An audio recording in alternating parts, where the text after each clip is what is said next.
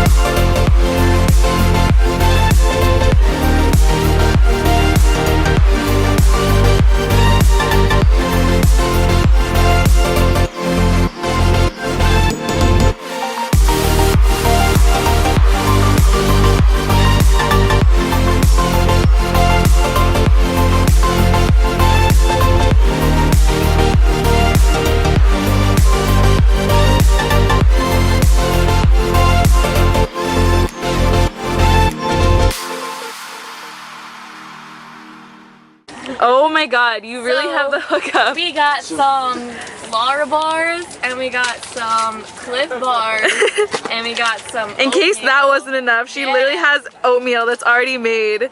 Oh yeah.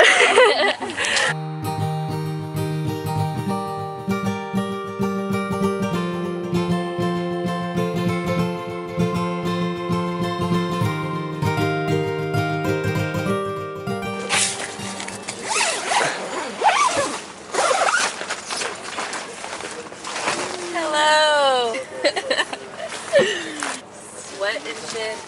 Mm-hmm. Get it all off. Oh, getting that close up of my filth.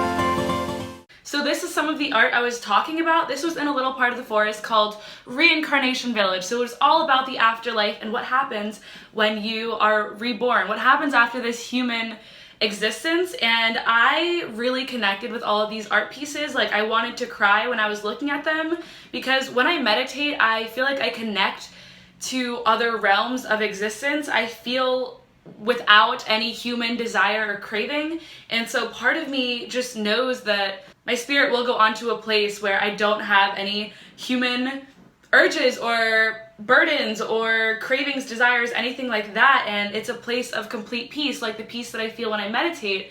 And so looking at these pieces of art, I was tearing up because this is exactly like what I visualize and what I see. This first one with the skeleton and the world as his head, you see all these spirits and ghosts kind of behind him, and they're all meshed together and they're all just like floating and like kind of waiting for him.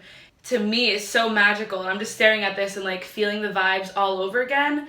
And it's so cool to see just a skeleton and for it to look so whole and so pure and like so at peace. If you see the face on that skeleton, it's just like an exhale and like a complete realization and a complete transcendence, and that's really what I got from that one. This other one is this beautiful woman. There's so much sacred geometry, and you see her with a palette in her hand, and it looks like she's meditating and she's connecting to all of these other realms.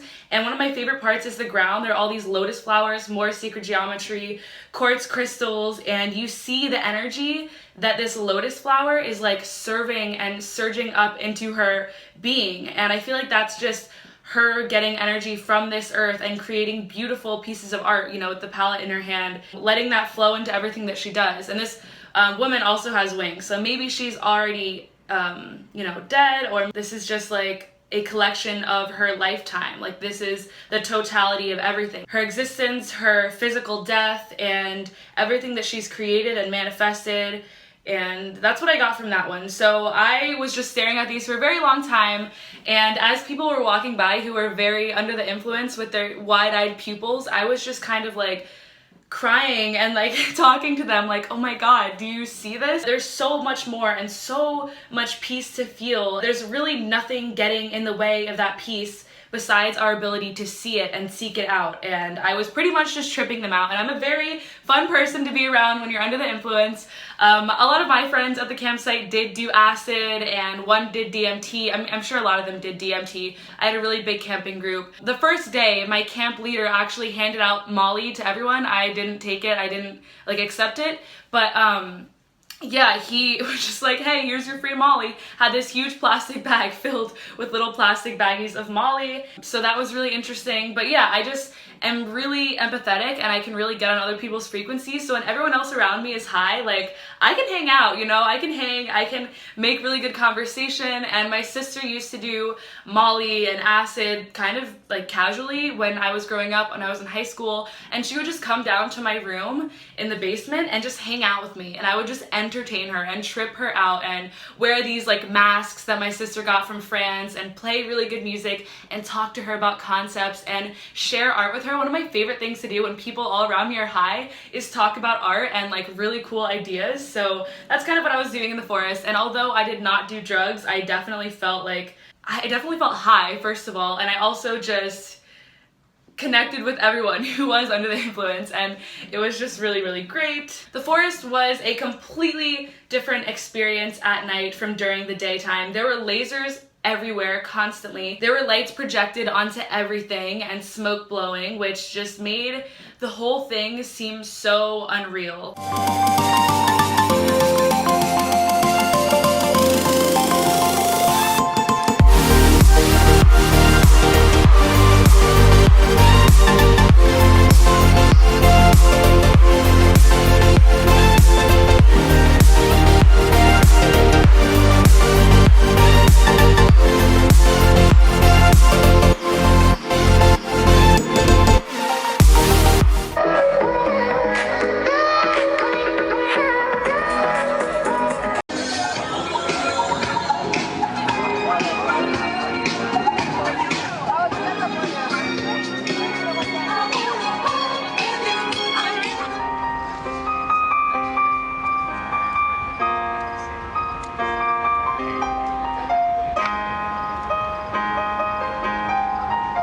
So this clip of the boy playing the piano really warms my heart and really brings me to a very calm place within myself, because the energy when I walked into this part of the forest is very big. There are many different like facets of it. There are many different openings with trees surrounding it. So it's kind of like you are in some forest village and you're going into different little towns or villages or sections. So when I entered this section, this was right after Odessa, and it was so calm, and the frequency was just so fucking just low and mellow and grounded, and everyone listening to this guy on the piano happened to be sitting on the ground, and we're quiet, and we're just so, I felt the peace. I felt so meditative, and it was just pure magic. And I was also with a girl, and she lost all of her friends. After this guy played the piano, I was like, don't worry, we'll find them. And something really cool about the forest is I just feel like the energy there is so strong that like when you set an intention or you want to meet up with someone, it just happens. And so I knew that was gonna happen, and so I let my energy kind of guide me, and within 5 minutes we found her friends. I was like, let's go here, and I was just feeling out what felt right, and we ended up in this little library that was outside with a bunch of different benches on little trees, and it had books in the middle, and we were just sitting and really taking in what we had just felt at that piano area. And 2 seconds later I look over and I see her friends, and I was like, hey, like I was expecting them. And this happened a lot in the forest. I had a very big group that I went with. I went with my best friend Imani and her boyfriend Ron. I didn't know anyone else, but I soon became very close with the rest of my group. But we did have a very big group, so people would keep getting lost, or one person wanted to go to one stage, the other person wanted to go to another, and I just kept meeting up with everyone without my phone, because as you guys know, I lost my phone, but I was just able to feel the energy out and find my friends. Even in huge crowds, I swear to God, like when I did have my phone even, I was texting Imani like, hey, I'm at this stage, if anything, I'll meet you at the next set at this other stage called Jubilee. And I was just wandering through the crowd, and I just see her coming out of the crowd to like go to the bathroom. I was like, hey, what's up? And it was just so natural. And a really good way that we kind of located each other was with the amazing totems, and I have a whole montage of the awesome totems coming up. And she was just like, hey, the rest of the group is by that pink and blue totem over there. And so I would just like, you know, make my way through the crowd. Ooh, sorry about that. Ooh, sorry. Hey, dancing with people just to like make my way all the way to the front of the crowd where all the mosh pits were happening to get to this totem. And I met up with my friends, and so that was really cool. The totems honestly helped a lot.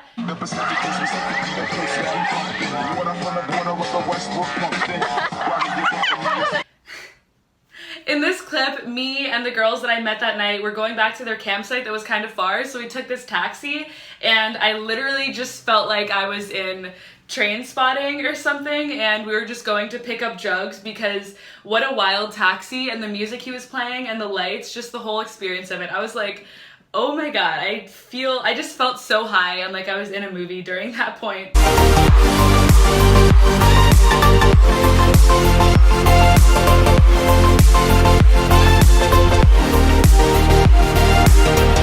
We need some milk.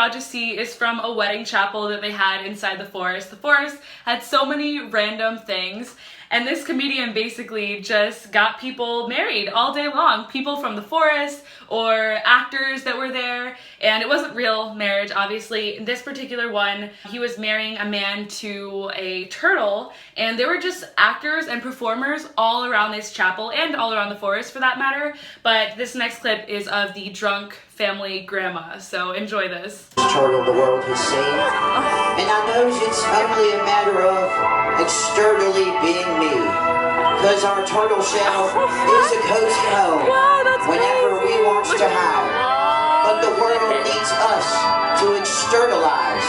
the turtles we are. Oh my god! Oh my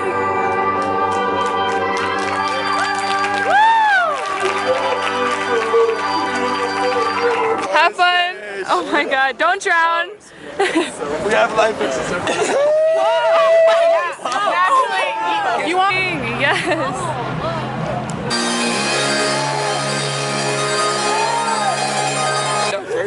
Couldn't even tell you if this is anatomically correct. Your butterfly ticket, the labia minora, and then the majora. Okay, he's got it. Wow. Yeah, he does. Yeah, he really has it down.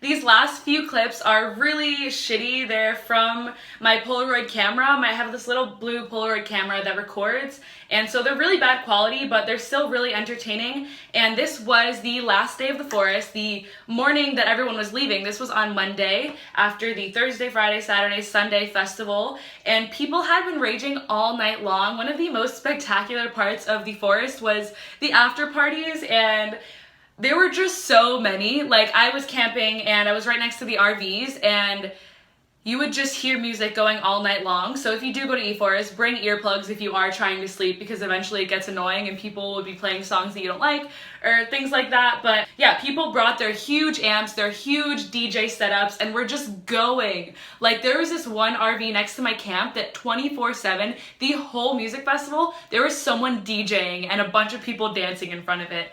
And one of my favorite parts was just walking around the morning I was leaving and seeing everyone still going hard and raging. Like, I was proud of people for raging so hard and having such a good time. So these buses were really cool, and they had DJ setups on top of them.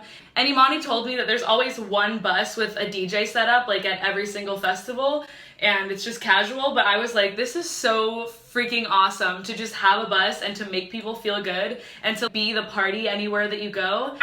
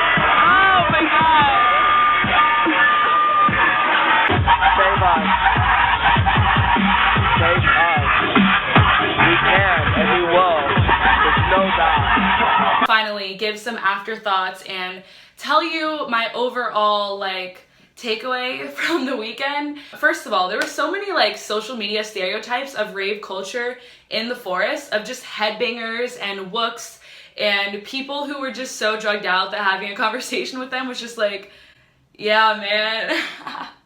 The lineup, dude, oh my, I mean, I know it sounds like I'm making fun of these people, but I'm not. I have pure love for these people because it is just so awesome that they dedicate their lives to just having so much fun. And I appreciate, every single person that was in the forest, and I felt so much love for them. But because I hadn't been to a festival since sophomore year, it was all these fucking internet memes in real life, and I was like, wow, this is a real thing. Even the gloving, people were staring at them like their face was melting off, and I didn't know that that was a real thing that happened. And I kind of, the first day, felt like such a grandma going to a festival because I was so shocked at the sheer volume of drugs that there were. If you like drugs, go to Eforest. If you don't do drugs, go to Eforest, because I really got to hang out with everyone. What was so amazing about Eforest that I feel like may be hard to find at other festivals is that every person that I talked to was spiritually connected, spiritually aware in some way, or capable of understanding the concepts I was talking about. And I love talking. I love sharing my ideas to anyone who will listen, and I got to do that a lot during the forest, and people were able to really communicate with me and have a great conversation and give me feedback and just really teach me something, which doesn't always happen in my day-to-day life. I have a few little spiritual friends in my tribe, and we talk and we understand each other and we have full respect. Other than that, it's kind of hard to find spiritually connected beings that you can really talk to about spirit and about the universe and about totality and love and peace. And in the forest, I was able to talk to everyone about that, and that was so incredible. And I mentioned this in my last video, but everyone really was drawn to each other because of the energy they felt from the other person. And part of this is probably because they were on acid, and Imani told me that acid just makes you feel everything and like suck everything else in and absorb what all the feels are all around you. So that's probably part of it, but I don't mind because people were just drawn to each other because of love, and that is so beautiful. And the appearance didn't matter. Like, no one cared what anyone looked like in the forest. Of course, there were beautiful goddess, like amazing looking women and men there, but people didn't really care about that because everyone was there to have a good time. Just think about the fact that thousands of people came to this festival to experience the magic of the forest and to experience love and to with an open mind and an open heart, and all those people in one environment just wanting to make magic together. There's no way it can't happen. So that made me feel so good that I could just talk to people, and the vibes were just so real and they took over. And when I was looking into someone's eyes, it wasn't like I was looking into their eyes, it was like I was looking into their soul and they were looking into mine. It was like our spirits were just out to play in the forest. And a lot of people were barefoot in the forest too, which I really admired because it's so grounding to walk barefoot on the dirt. So I just met so many incredible people, and even if I had a 2-second interaction with them, it was incredible. And I got to meet a lot of you guys, and I wish I still had the footage from that, but I lost my phone at Base Nectar on the Saturday of the festival. I think that was like the 3rd day of the festival, so that kind of sucked. But I was dancing, it was in my pocket, and the beat dropped and my phone dropped and the crowd was kind of moving where I was, so by the time I realized, it was like way too late. I was using the flashlight on everyone's feet and everyone was looking around with me, and I was calling it, but it had already been turned off, or probably someone stomped on it and broke it. But anyways, yeah, so phone was lost. I reached into my pocket and I knew I had fucked up, but it's okay. I have insurance on my phone, and honestly, I waited a long time before getting a new one. I waited a week because I don't mind not having a phone. It's a minor inconvenience, and I don't need to be, you know, posting and checking everything up on the time. In fact, I rarely do. I just posted on Twitter again after like 3 months, so follow me on Twitter. Yeah, that was just a random small tidbit of the entire weekend, and losing my phone did not at all change my experience or make me sad. I mean, for a second I was like, no, like I'm gonna have to waste money. But then I was like, I'm here right now, and that just happened, and I just have to learn to be more responsible with my shit. And I didn't let it get to me, and I just kept dancing my ass off. And Base Nectar's set was so amazing. There was a speech during that set that I actually did a little video on, but it was getting some random hate, and I didn't want other people's opinions of it to taint my experience and to make me see things differently. It was just the words that meant something to me, like the visuals, whatever. Base Nectar chose to have Gandhi and John Lennon, which of course they were not angels, and people were kind of getting upset about that and being like, you do know that he did this, that, and the other. But I was just focused on the words and how they made me feel and how comforted and understood they made me feel. And I'll have that video linked down below as an unlisted video, so it's not on my channel, but if you click the link then you'll be able to watch it, because it was so special to me and was so enlightening. And it was like someone was telling me what I needed to hear and what I've always thought. Someone was just speaking back to me the words that I think in my head. I'm getting chills right now just thinking about it. And I kept talking to people about it the next day. And what I loved about this is that my younger self would have been so proud of me at this festival for not feeling peer pressured, and for being able to talk to people with open arms and an open heart, just like talking to people, because I knew that no one cared what I looked like. And I would be in line for food the next day at the like little vegan booth, and I'd be like, hey, are you vegan? Like, tell me your story. Or I was like, oh my god, did you hear the speech at Base Nectar last night? Like, that changed my life. Another thing was that while I was in the forest, I showed a lot of skin, and I felt, what's the word? I really truly felt like the way that I looked didn't matter, and that's such a good feeling for me, because even though I have like a nice body and everything like that, I know that it's fleeting, and I don't want anyone to completely judge me or love me just because of the way that I look, because it's just what I was born into. That is not the most special part of who I am as a person. And so walking around and being appreciated for the words that I had to say and the energy that I had to share meant so much to me, and it made me love my body more, because I wasn't worrying about what people thought about it. I was just looking at it and just being like, wow, this is just my mode of transportation for the next few years, for the next 80 years or so that I have to live. And I just really appreciated it for what it was, truly. And that has helped me, and I still feel that confidence now, weeks and days after the festival. The next thing I'm about to tell you may be a surprise or may not, but I was not sexually assaulted at all during this music festival, which I know I haven't been to many music festivals, but I've heard stories of every girl who goes to a music festival getting grabbed, getting her ass slapped, or getting touched when she didn't want to, or just having random guys dance with her and just not leave her alone, or just people being a little bit intrusive or invasive with personal space. But that didn't happen to me at all. Like, no guy tried to grab me. I was in my bathing suit, and I was, you know, wearing revealing stuff. I like wore just my bra for one day. No one tried to touch me, and I feel like that's a really big accomplishment for a music festival. And I think that's just how Eforest is, because a lot of people there do have pure intentions, and of course be cautious and mindful and be intuitive with how you feel if something doesn't feel right. But everyone I met was just so full of love, and no one tried to touch me or grab me. No one was like trying to grab my butt or dance in front of me or behind me. Like, everyone was very respectful. All the guys that I met, all the girls that I met, oh my god, there were just so many magical moments. And I've gone and continued my life after the forest with so much peace and so much happiness, knowing that there are so many beautiful souls in this world. And that's kind of the same way that I feel when I post a video and I read your guys' comments. Like, so many people that really do understand and get it and are willing to learn and expand their consciousness. I feel like that's my main goal in this life, is to just expand my consciousness and to share what I find within that. There were some good vegan options. I had a lot of black bean burritos. I had yummy tofu omelets in the morning. There was French toast, there were noodles, there was falafels. But other than that, I just had granola bars. I made oatmeal every morning, and I had these raw vegan bars that were just fruit and like kale. They're from Trader Joe's. So yeah, they're just like pressed fruit together, and that was really good. I had a lot of those. I got a free book while I was there, and the book actually came with a soundtrack to listen to while you're reading the book, which was cool. I got a free little tattoo. Girls could get their hair done for free, but there were a lot of free things that you could get while at the forest. And there was also a trading post, which is where I got these lovely earrings, and I also got a little pin from the trading post.